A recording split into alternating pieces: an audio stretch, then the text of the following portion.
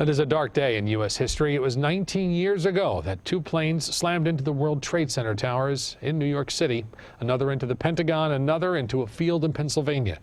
Nearly 3,000 lives were lost that day. Memorials today taking place all across the nation, including here in the Capital Region. News Channel 13's Jill Konopka stopped by the State Museum in Albany this morning.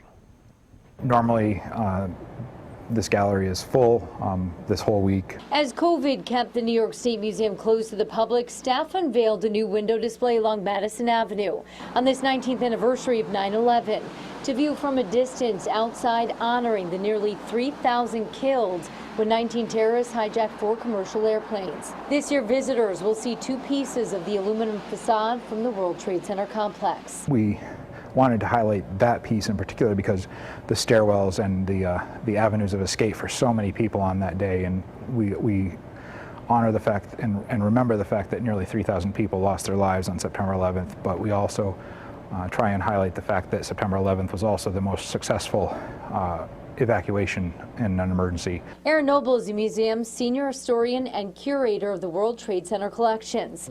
Friday morning, staff unveiled this pre-recorded virtual video tour of the rescue, recovery, and response. A collection of photographs that were donated in the past year from a photographer who had been commissioned by a local commuter paper in New York City to take pictures of commuters on the mass transit. Remembering and honoring that dark day digitally this year because of coronavirus. It's the pumper behind me when it was at the Staten Island recovery operation, when it was being transported to Mid-Orange Correctional Facility, which is discussed in order to be cleaned of the toxic dust and chemicals.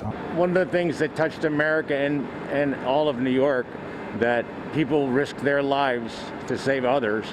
This Kinderhook firefighter came to the museum early, hoping to ride once again with the state police to Ground Zero, instead leaving on his own. I have a pilgrimage every year on 9/11 for the last 19 years.